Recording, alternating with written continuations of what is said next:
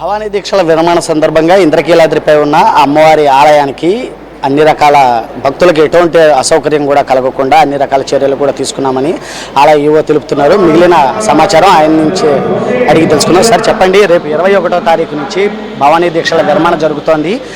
సుదూర ప్రాంతాల నుంచి కూడా వస్తున్నారు. వారికి ఎటువంటి జాగ్రత్తలు తీసుకుంటున్నారు? వాళ్ళకి అసౌకర్యం కలగకుండా ఏ చర్యలు తీసుకున్నారు? శ్రీ మాత్రే నమః. ఇంద్రకీలాద్రి క్షేత్రంపై దుర్గా మల్లేశ్వర యొక్క దేవస్థానంలో 21 నుంచి 25 వరకు భవానీ దీక్ష విరమణ కార్యక్రమాన్ని నిర్వహిస్తున్నాము. చాలా సంవత్సరాల నుంచి వస్తున్నటువంటి ఈ దీక్షా కార్యక్రమాలు అత్యంత వైభవపేతంగాను అత్యంత భక్తి భావనతోనూ జరిగే ఒక ప్రక్రియ. భవానీ దీక్షధారులు వివిధ ప్రాంతాల నుంచి కొందరు నడిచి వస్తే, కొందరు ఇతర వాహనాల్లో, బస్సులు, రైలు లేదా సొంత వాహనాల్లోనూ వస్తారు. చాలా సుదూర ప్రాంతాల నుంచి నడిచి రావడం కూడా విశేషము. మరి ఇంతటి భక్తిభావంతో వచ్చినటువంటి వాళ్లకు ఇక్కడ రాగానే గిరి ప్రదక్షిణకు వెళ్తారు. గిరి ప్రదక్షిణ చూసుకొని మధ్యలో అవసరమైతే స్నానఘట్టాల్లో వాళ్ళు స్నానమాచరించి దర్శనానికి వస్తారు. దర్శనానికి క్యూ లైన్లు ఏర్పాటు చేశాము. దర్శనానికి దాదాపు ముందు 3 క్యూ లైన్లు, తర్వాత 5 క్యూ లైన్లు ఏర్పాటు చేసాము. ఇలా అన్ని క్యూ లైన్లలో నుంచి వాళ్ళు ముందుకెళ్ళి దర్శనం చేసుకొని అమ్మవారిని, ఇంకా ఏ ఇతర భక్తులకు కూడా ప్రోటోకాల్ లాంటి వాటికి అవకాశం లేకుండా కేవలం భవానీలకు మాత్రమే ఈ 5 రోజులు కేటాయిస్తూ వాళ్ళకి అత్యంత ప్రాధాన్యతనిస్తూ జరిగే కార్యక్రమం ఇది. టికెట్స్ కూడా ఏమీ లేవు. భవానీలు అందరూ ఏ క్యూ లైన్లో వచ్చినా వారికి అందరికీ ఉచిత దర్శనాన్ని ఏర్పాటు చేయడం జరుగుతుంది. మరి ఇలా దర్శనం చేసుకొని కిందికి వెళ్ళిన తర్వాత అక్కడ ఇరుముడి సమర్పిస్తారు. ఇరుముడి స్టాండ్లు కూడా దాదాపు 140 దాకా ఇరుముడి స్టాండ్లు ఏర్పాటు చేశాము. అక్కడ గురు భవానీలు ఉంటారు, వాళ్ళు ఇరుముడి తొలగిస్తారు.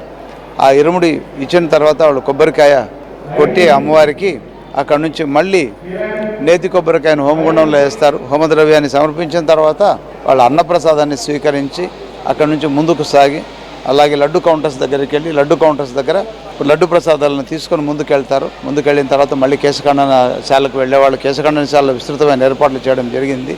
అక్కడ నుంచి మళ్ళీ నిష్క్రమిస్తారు. ఇది ఓవరాల్గా జరిగేటువంటిది. మరి సుదూర ప్రాంతాల నుంచి వచ్చే వాళ్ళకి మెడికల్ ఎయిడ్ పెట్టుకున్నాము.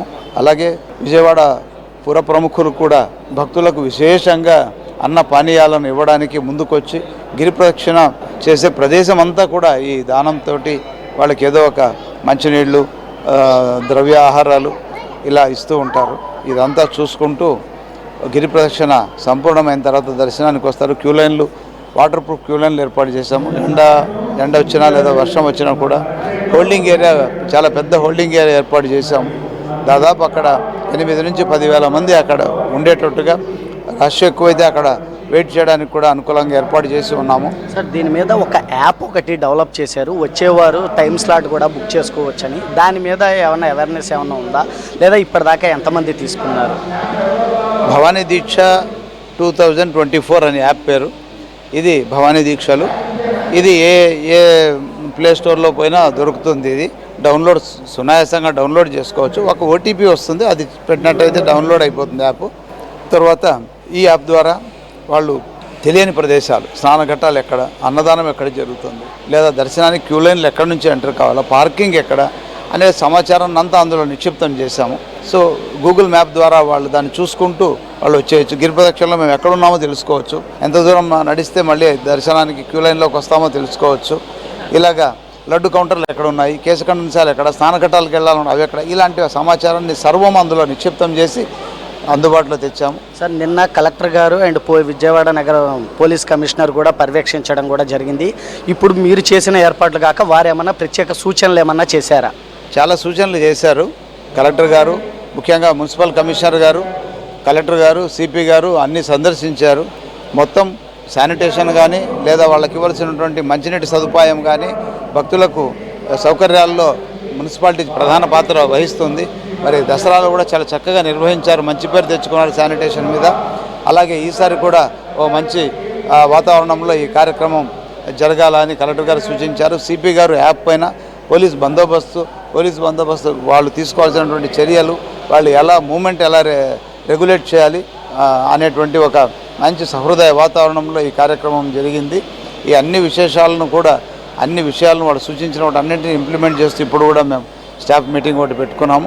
ఇందులో చేస్తాము. ఏదైనా ప్రభుత్వం చాలా కీన్గా ఉంది. చాలా శ్రద్ధ వహిస్తోంది. సౌకర్యాలు కలుగజేయడంతో పాటు మంచి చక్కటి దర్శనాన్ని ఏర్పాటు చేయమని మాన్య ముఖ్యమంత్రి వర్యులు మా మినిస్టర్ గారి ద్వారా ఆదేశించి ఉన్నారు. ఆనం రామనారాయణ రెడ్డి గారు కూడా చాలా పదే రివ్యూలు చేయడం జరిగింది.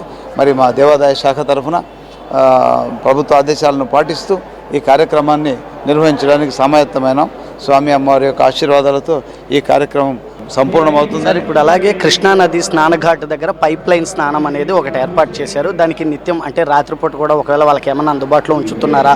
నెక్స్ట్ గతంలో చూసుకుంటే మనం ఈ భవానీ భక్తులు విడిచేసిన బట్టలు అవన్నీ కూడా అక్కడ వేస్తూ కృష్ణానదిని కొంత కలుషితం చేసే ఇది కూడా వచ్చింది.